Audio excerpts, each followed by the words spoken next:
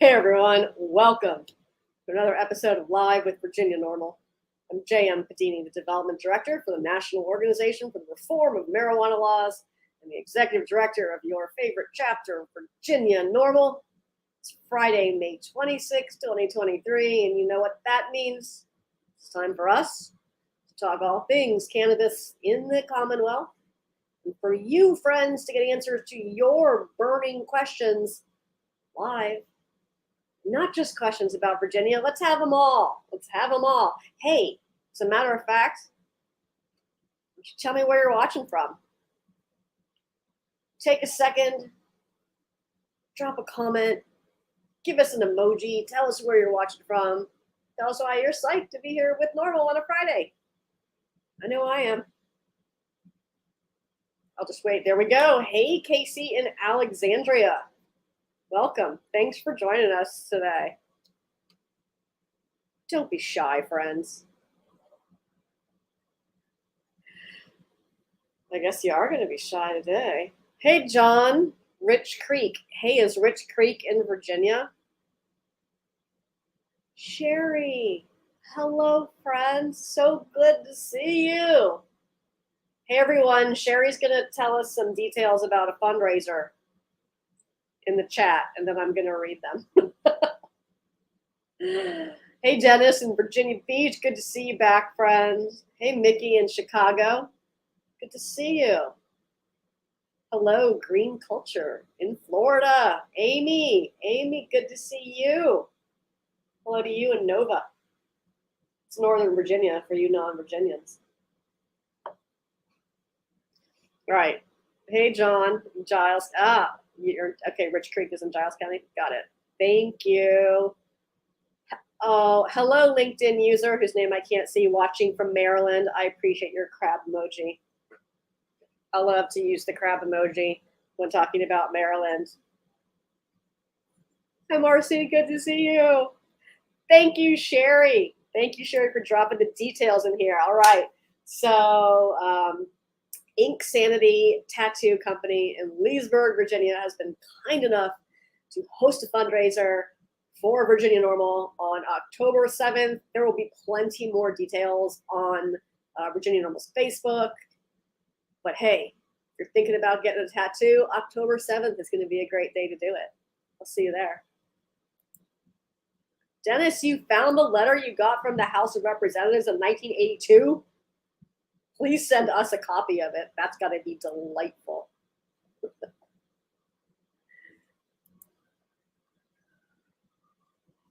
Hey, Gilberto, what's up? Where are you watching?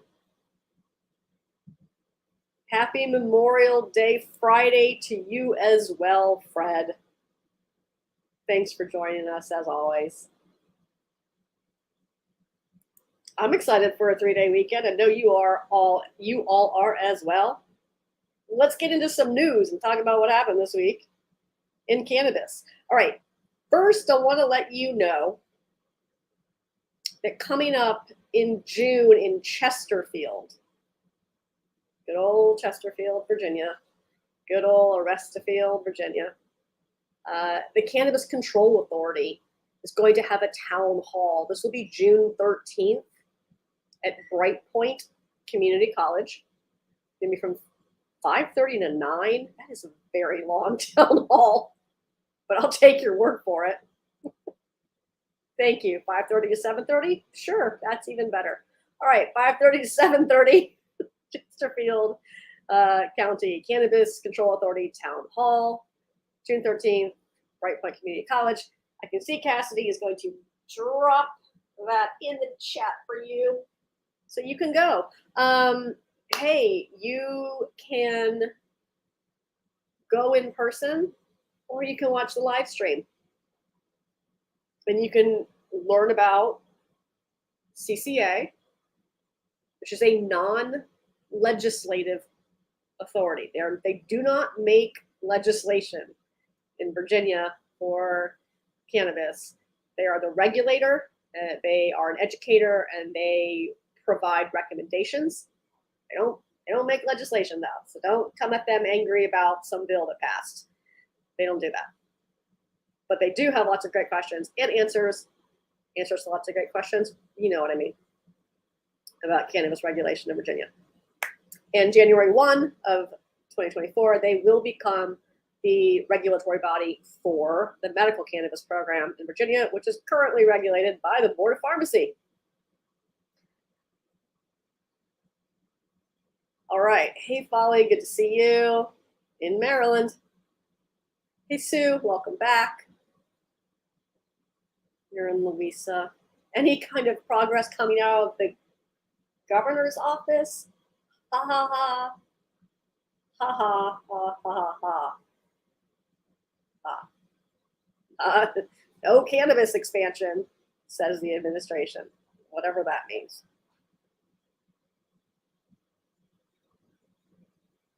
Thank you, Sherry, for that reminder. There will be opportunities for vendors at the fundraiser in Leesburg on October 7th.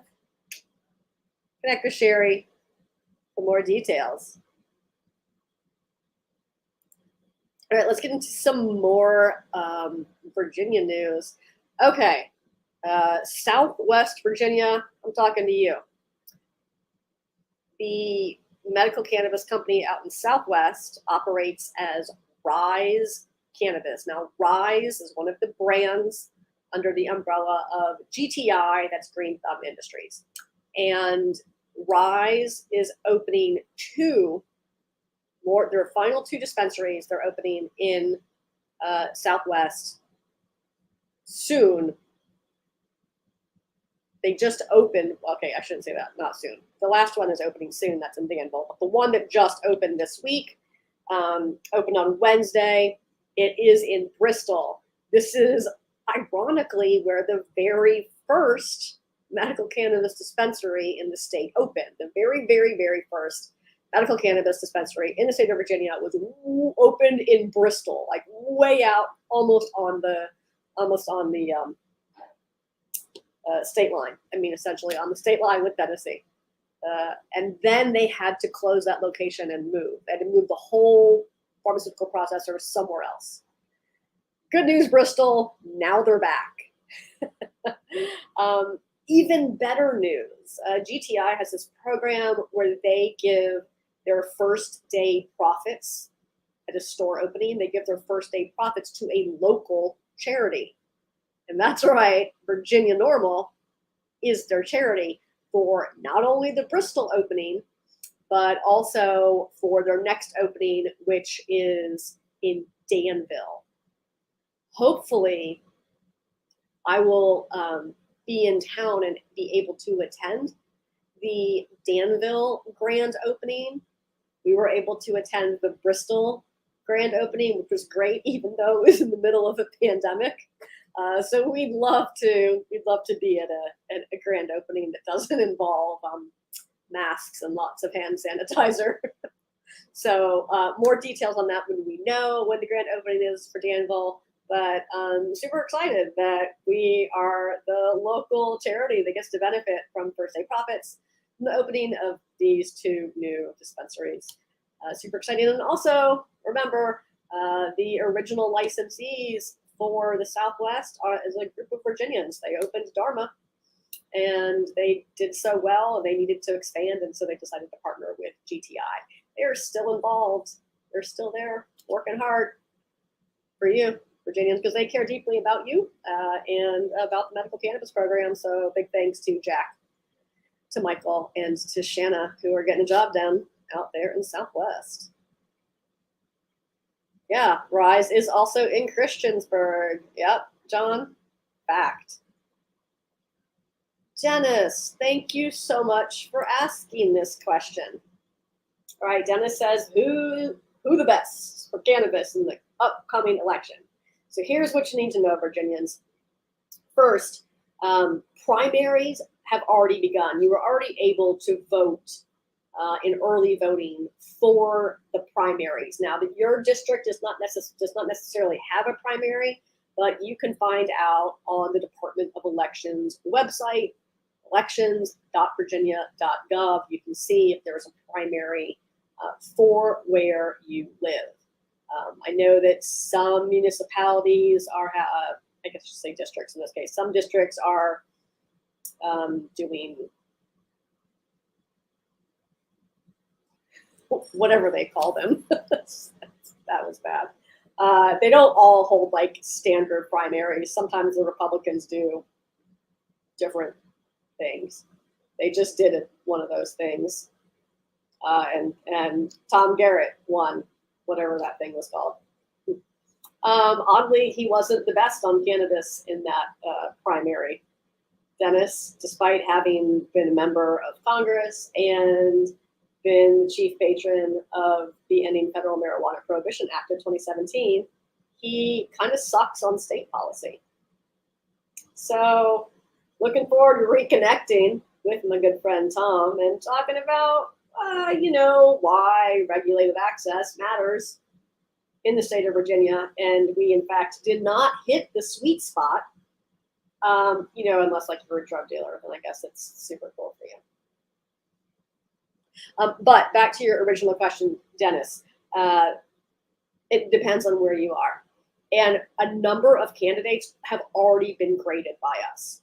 If they haven't been graded, it's very likely Ben has already recorded their statements in our Smoke the Vote voter guide. NORML has a voter guide, as you all know. It's called Smoke the Vote. You can find it at vote.norml.org. Click on your state and it will show you what's up. We have the information loaded in there for the Virginia primary elections. You can see all those candidates in there now, and the candidate survey, Ben has sent the candidate survey out to all of the primary candidates, and so those results are trickling in. Of course, if they're an incumbent or they've been in office before, we very likely have a grade and some statements for them already. And if they don't have one yet, they probably haven't responded to the survey. So hey, if there's a candidate you love and you want their answers in there, reach out to them and say, hey, submit the candidate questionnaire for NORML. You can find the Virginia one on the Virginia NORML website at vanorml.org/elections. Gosh, I hope that's right. Let's check. It is correct. Phew. Hey, Della, good to see you. Cassidy, I'm going to live dangerously and paste this into the comments. I managed to lock myself out of the live stream at the beginning, so that was fun. I shouldn't touch things while this is happening. All right, there's the link to the Virginia NORML elections webpage. It has all of the details you need to know about primary elections, of course. The in-person voting is June 20th. Regular election day for primaries is June 20th. There may be some different details based on your party in your district, but otherwise, June 20th. And the first day of in-person early voting at your local registrar's office, that was May 5th of this May 5th, so that's already happened. The deadline to register to vote, to update your existing voter registration, like if you moved or changed your name or something, that is May 30th. And you can still register after May 30th to vote in the primary, all the way up through election day, but you will have to vote using a provisional ballot.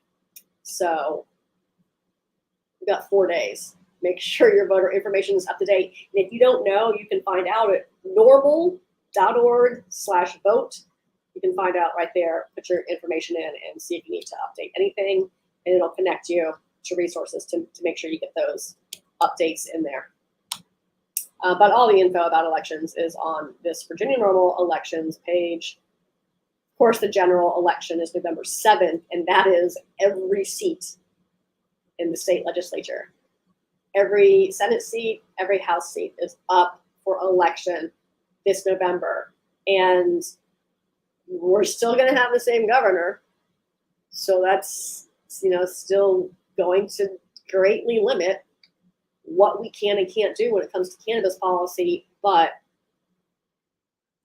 the fan just shut off on my computer. Oh, thank you. That thing was so loud.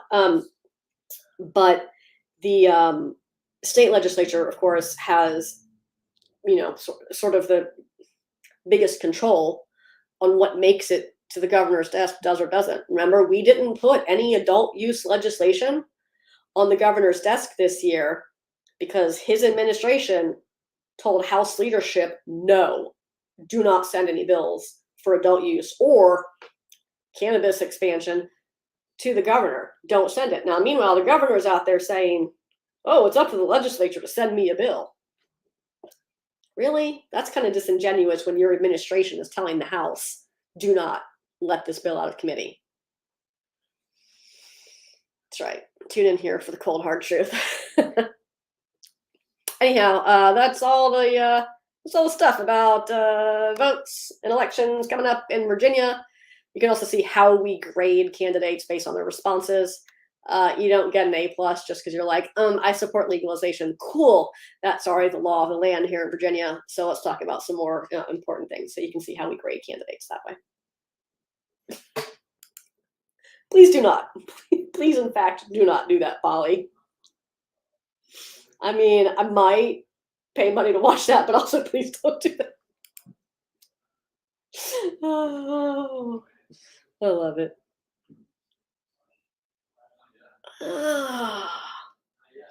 Sue, I got to read your comment. Well, let's just let everyone read it because it looks good.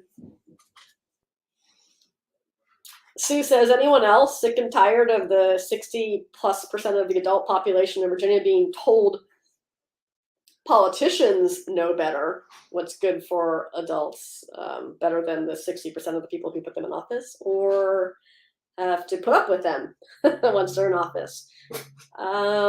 What happened to 50.1% as a majority? Good question. Yeah, I think a lot of Virginians are feeling insulted, Sue, and you know what we like to remind everyone, elections have consequences. Y'all did this. So maybe make better choices next time, friends. You have the opportunity to make a choice in June. You have an opportunity to make another choice in November. If you don't vote, don't complain. Whew.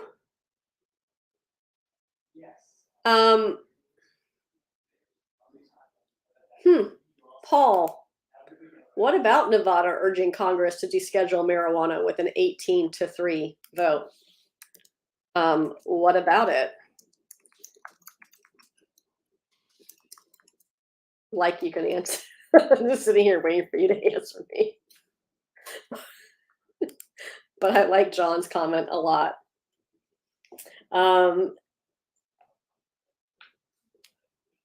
Yeah, so anyhow, apparently the Nevada legislature voted to a joint resolution is essentially what it is.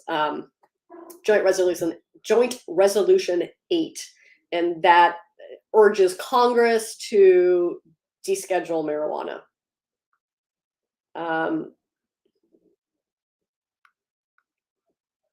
Yep, the deadline for second House passages today. That's what I can tell you about that. I mean, that's a nice message to send to Congress. It's a joint resolution, so it doesn't do anything, but it does say, hey, please, right? Oh yeah, it was on. Yeah, I mean, I can see it right here. In fact, Marijuana Moment wrote about this yesterday.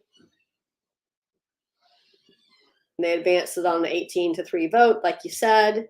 The joint resolution states that cannabis has many well-documented medical uses, yet remains Schedule 1 under the Federal Controlled Substances Act alongside heroin. The resolution goes on to note that Nevada voters approved ballot initiatives to legalize both medical and adult use cannabis, and that a state district court in Nevada ruled last year that Nevada's Board of Pharmacy's designation of cannabis as Schedule 1 is unconstitutional.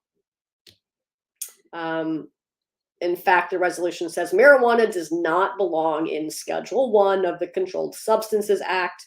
classification intended for exceptionally dangerous substances with a high potential for abuse and no currently accepted medical use. This is what's in the resolution. Therefore, the members of the 82nd session of the Nevada legislature hereby urge Congress to support legislation to remove cannabis from Schedule 1 of the Controlled Substances Act. So the now enacted measure has to be prepared by the Assembly's clerk and transmitted to the Vice President of the United States.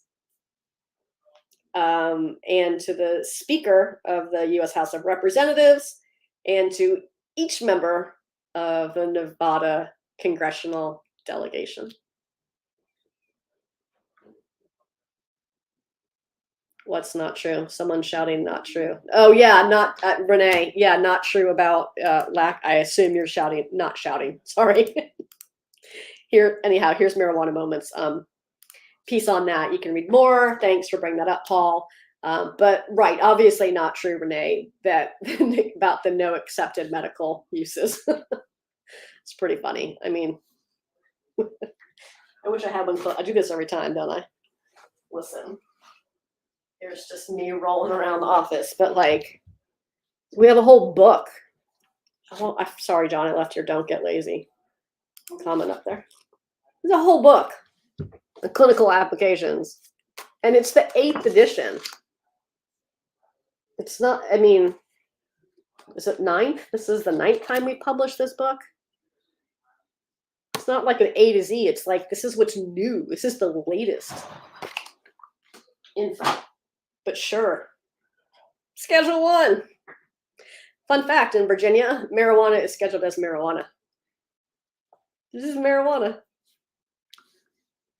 Almost like someone knew what they were doing. It wasn't us, but that's what it is.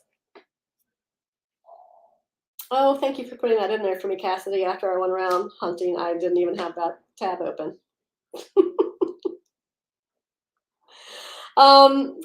There's been some coverage that we have not shared, even though I'm quoted in it and worked extensively with the student journalist who wrote the piece. There's an article that's floating out there with different headlines, but something along the lines of Virginia's medical cannabis program has improved, but more is needed to meet expectations. And while that is true, I don't, the article largely reads like someone complaining about the program instead of delivering factually relevant information. So, I mean, here's what I said is, yes, changes have been made, but more are still needed. It's up to the governor whether or not we get to make any of these changes. So yes, we're aware that that article exists, but because it's not super accurate, we're not going to share it. Anyhow. They're also talking about being addictive. Thank you, Renee, for clarifying for me. Agreed. Agreed. Paul agrees with you as well.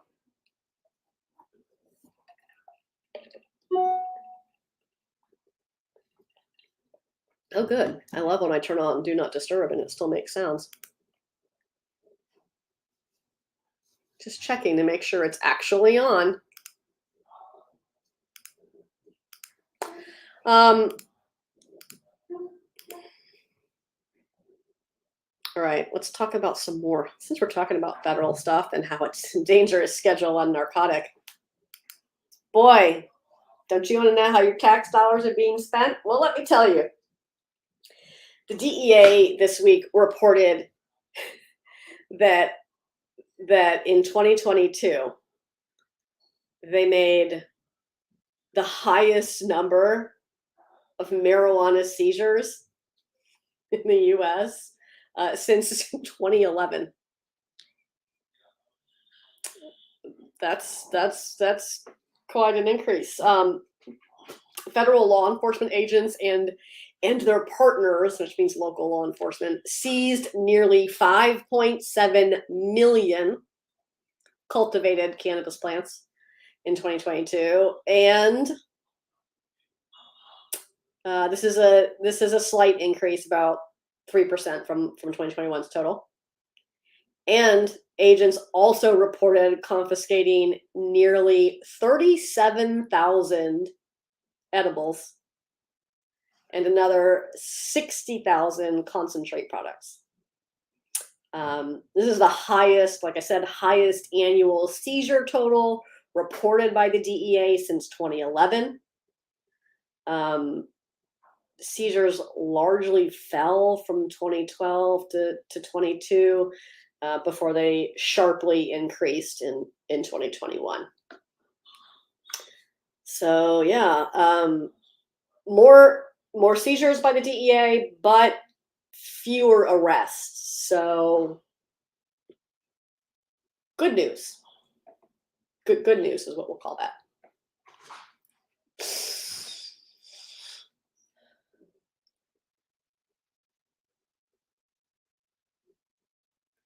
Oh, well, this is a great this is a great segue to another news item I had to share with you. This person is asking, did anything happen after the federal court in Oklahoma ruled guns could be owned by cannabis users? Did this ruling help gun owners? No, not on a broad federal level, but that's not. Don't worry, there's more. The U.S. 11th Circuit Court of Appeals has accepted an amicus brief, and this is what's known as like an amicus brief, a friend of the court briefing submitted by NORML in a case that is seeking to protect the Second Amendment rights of state-authorized medical cannabis patients. Now we have a blog up. Thank you, Cassidy, for dropping that in chat so you all can read it. Essentially, the plaintiffs are Florida residents registered with the state's medical cannabis program and a gun owner who wishes to participate in the program, which insists that, and not the program, the people insist that the case insists that medical marijuana patients should not be prohibited from firearm ownership as a class of individuals based solely on their choice of medical treatment. And thrilled that members of the NORML Legal Committee, specifically members of the NORML Amicus Committee, were able to file this brief in support. So there you go. What? Are you serious, Mickey? Wait. Funeral homes is the place community burns cannabis? Oh, wait, what? What? Seriously? Tell me where. It sounds comical, also possibly is happening. Would love to hear more about that. All right. But hey, thanks to David Holland, to Joe Bondi, and to Greg Morse, all members of the NORML Legal Committee, for their work on this amicus brief. All right, we're going to talk about, I feel like we went back in time with some of these conversations, but here's some good news. In Maryland, on July 1st, a Maryland bill that will prohibit cannabis-related searches is going to become law that day, July 1st, without the governor's signature. So instead of signing the bill, the governor's just letting it take effect. That's kind of weak for a Democratic governor. Our governor, or former Democratic governor, signed our bill prohibiting stop, search, or seizure of a person, place, or thing based solely on the odor of marijuana. But guess that's just why we're cooler than Maryland. Anyhow, provisions of the law stipulate that a law enforcement officer may not initiate a stop, a search, or search of a person, a motor vehicle, or a vessel based solely on one or more of the following: the odor of burnt or unburnt cannabis, the possession or suspicion of possession of cannabis that does not exceed the personal amount limit, the presence of cash or currency in proximity to cannabis, and evidence discovered or obtained in violation of this section is not admissible in a trial, hearing, or any other proceedings. So, similar to Virginia's law prohibiting largely the same actions, it goes a little further to talk about visualizing cannabis and money adjacent to cannabis. In Virginia, it is that a law enforcement officer may not use the odor of marijuana as the sole reason to stop, search, or seize a person, place, or thing.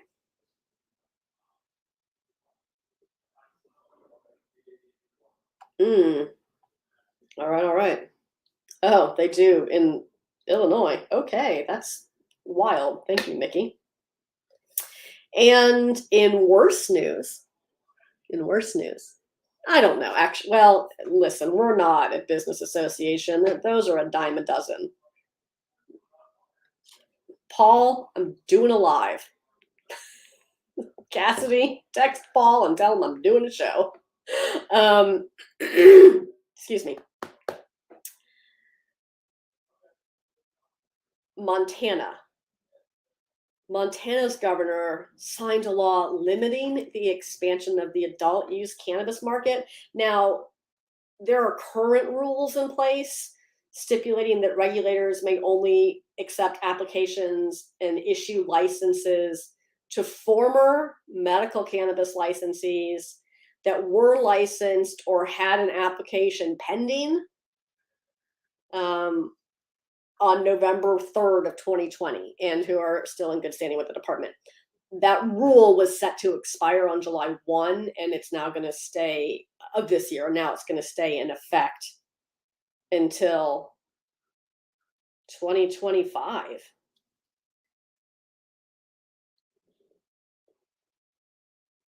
Yeah. Okay. Yes. Yes, Paul. If you were watching my show, I would tell you this, but you're not. So I'll just tell you yes. Yes, I'll make that change for you, buddy. Yeah. Did we do all the news, Cassidy? We did it. High five. There's another op-ed that you can read. I felt like we talked about this last week because it came out on the 18th. We did. But hey, if you missed it, it's still an awesome read. Speaking of Paul, he wrote an op-ed for NORML about how ending cannabis bigotry, or as we like to say, canna bigotry, is long overdue. I think y'all know that. But read the blog, just share it. Let me ask you real quick if you do me a solid. Like, could you just hit that like, follow, subscribe button, right? So you don't ever miss when we go live. And here's the thing. Next Friday, I am going to be at the CWCB Expo in New York. And I'm going to try real hard to do a live from the expo for you. Let's see what happens. I'm going to start the live. People are going to be like, what are you doing? They're going to come up and try to talk to me. It's going to be great fun. We're all going to love it. Why not? But I want to tell you that the next time we're doing this, it's not going to be live with Virginia NORML. It's just going to be called Live with NORML. So don't think I forgot about you. It's going to be the same time, the same place. It's going to say something different right there. And it's going to look exactly the same otherwise. Okay. Still be here. I'll still answer all your questions about Virginia. But we do have a lot of cool events coming up in June, and I want to make sure you know all about them. So I just mentioned the CWCB Expo in Manhattan. This is the Jacob Javits Center. It's huge. It's a huge trade show. We're so grateful to CWCB Expo for their long-time continued support of NORML, for their sponsorship. And would you like a pass to the expo for free? Because I'll give you one. You can get that. Just use the link Cassidy just dropped in the chat. And if you use our code, NORML23, you get a free expo pass. Or if you want to check out some of their seminars, you can get 20% off the seminar pass. Most importantly, you can come see me on the expo floor and donate and get some cool NORML swag. Let's do it. Now, on the evening before the expo kicks off, we will be at the NORML Formal NYC. I'd love for you to join us, be a part of the 2023 NORML Formal New York City. It's a memorable evening in the heart of Cannabis Week. Come network and celebrate with activists, athletes, politicians, industry leaders, all on the eve of the CWCB Expo, which opens the next morning with a big ceremony at 9 a.m. Attendees who come to the NORML Formal not only get to hang out with yours truly, but you also get a cannabis-themed gift bag. And you have the pleasure of supporting NORML, of course. So check that out. Tell your friends in New York who, for some reason, aren't watching. I don't know why not, but they should be. So tell them to watch this show and to come see me at the NORML Formal and to come get a free ticket to CWCB Expo. Right after this whirlwind Cannabis Week in the Big Apple, then we're headed to Denver, Colorado. Right? Not only so we can all sing Rocky Mountain High, but so we can have the 2023 NORML Denver Legal Seminar. Now, this is the first legal seminar that will be focused on cannabis law entirely. There's always some component of cannabis law in our NORML legal seminars now, but this one is entirely focused on cannabis law. It's going to be super cool. Presenters are going to share their insights on important issues in cannabis law. This seminar is fully accredited by states to require CLEs for their attorneys. It's also a wonderful opportunity for non-lawyers. You don't have to be an attorney to attend the legal seminar. In fact, the first NORML event I ever went to was the Aspen Legal Seminar, not an attorney. But it's still a great opportunity to come out, not only to, learn, but to meet national legal experts and, connect with heavy hitters and be with NORML. Help us as we work our way from marijuana prohibition to cannabis freedom here in the United States. There's also activities offered each day after the seminar, so you can explore different things in Denver, including a tour of a dispensary and a grow operation. And one of my favorite parts about our legal seminars is that we have a fundraiser for the NORML Foundation at these events. And so this time we're in a new city. We've never done a legal seminar there. We're in a new location for our fundraiser dinner. And I would love to see you at the NORML benefit dinner. It's an elevated experience at the Marijuana Mansion in Denver. Definitely going to be an evening to remember. You can get tickets to come just to the seminar, just to the dinner, or to both. Everything you need to know is at norml.org/Denver. Let's do it. Let's hang out in New York. Let's hang out in Denver. Then we'll be back here in Virginia, Chesterfield County, CCA Town Hall. I'm not going to that. That sounds terrible. Just kidding. Not because it's CCA, because it's Chesterfield. Sorry, Chesterfield friends. I don't live there anymore on purpose. Oh, good to know, John. Thanks for letting me know. Do I have any thoughts on Ohio's chance to legalize adult use in November? Well, gosh, Folly. I hope Ohio can get it right this time. One of the things we like to wonder at NORML is how many arrests are okay. Like, what's the number of lives that are worth ruining because the regulatory model that's proposed doesn't meet one's demands. Like, I get it, everyone has financial interests and business interests, and certainly we all hope that any regulatory structure is fair and just and equitable. But what's the number? What's the number of lives that are worth ruining? And I wonder how many tens of thousands, if not more, lives have been ruined since Ohio rejected the last ballot initiative to legalize adult use in their state. So will it not be perfect enough again? Great question.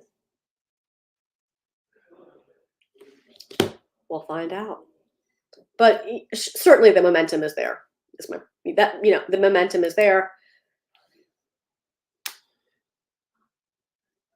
Let's do it, Ohio.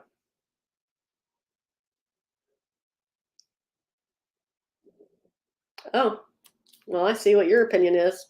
John's opinion is that Ohio is probably a go, as Michigan is getting a lot of Ohio business. That's a fair analysis.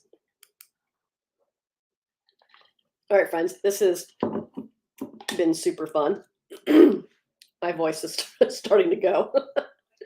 I hope you all are excited for the 3-day weekend. I sure am. And then as soon as it's over, it is off to see the world, or at least very small part of the country. And I hope to see you all. Along the way. I'm going to try my best to do some lives while we're there also.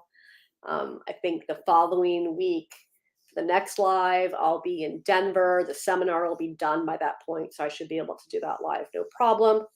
Hey, John, good to see you. I hope you've been here the whole time and you're not just saying hi now as I'm getting ready to leave. Swear it happens every time. Hey, Mike, good to see you. Oh, my voice. But listen, we're going to keep doing this show. It's going to be great. It's going to be called Live with NORML from now on. And I'm going to answer your questions for about as many states as I can. I have to learn so many more things. It's going to be super. I love hanging out with y'all, and your support has been fantastic. Hello, Skyline.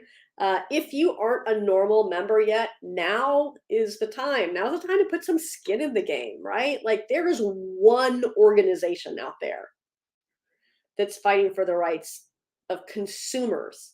That's it. It's us. It's just us. We only represent consumers. We don't represent business interests. We don't represent special interests. We only represent the interests of those who choose to consume cannabis responsibly. And I would love for you all to join us in that fight. NORML.org/join. Get your NORML membership card. I will personally drop it in the mail to you because they're all right here in my office. So please do that if you haven't yet. Please join NORML, and just like chip in. Let's help legalize the rest of America, just like we did in Virginia and Maryland and Minnesota. The governor is going to sign the Minnesota legalization bill probably next week. We're doing great, but legalization isn't where it ends. As you all well know, even after legalization, someone's still going to stand up and protect your rights to employment, to having your children, to housing, to education, to healthcare. Just like 5 quick things at the top of my head can be dramatically impacted by legal use of cannabis, medical or adult.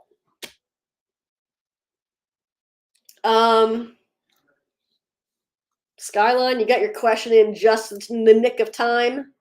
Any recommendations on who to speak with or where to start lobbying for legal seed sales in Virginia? Yes. Getting someone to write the bill, not a big deal. Not a big deal at all.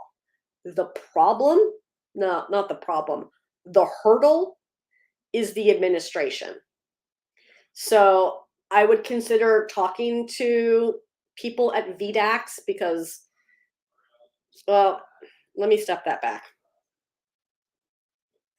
Skyline, in order for this to happen, we have to amend the definition of marijuana because seeds is in the definition of marijuana. And this isn't like this isn't a policy theory or a policy approach. This is, here's what code says, and the way you change law is amending code. So we would have to strike seeds from the definition of marijuana.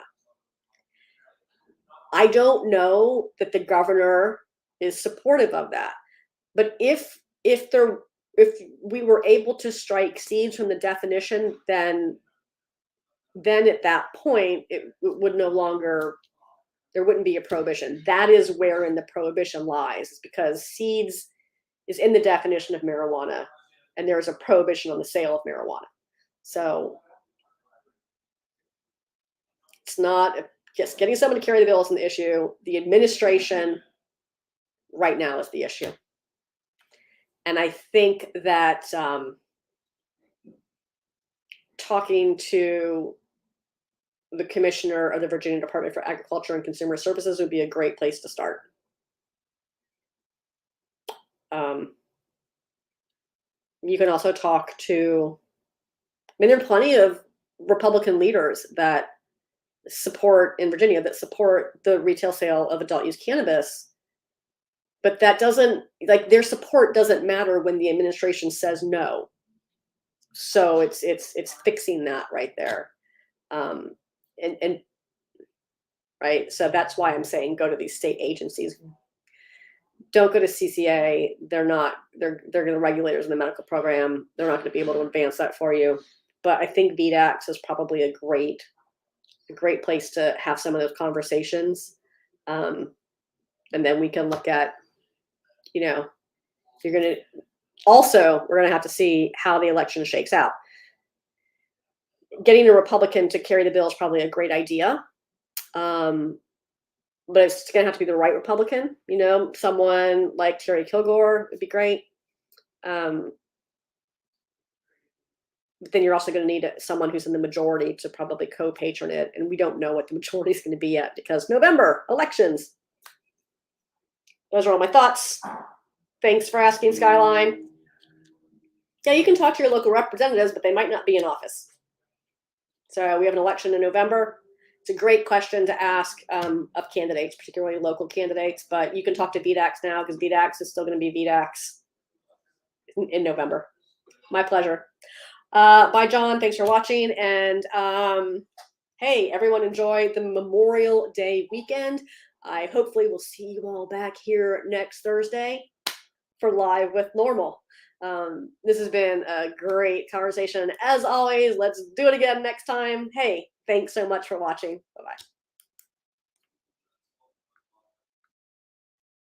Bye-bye.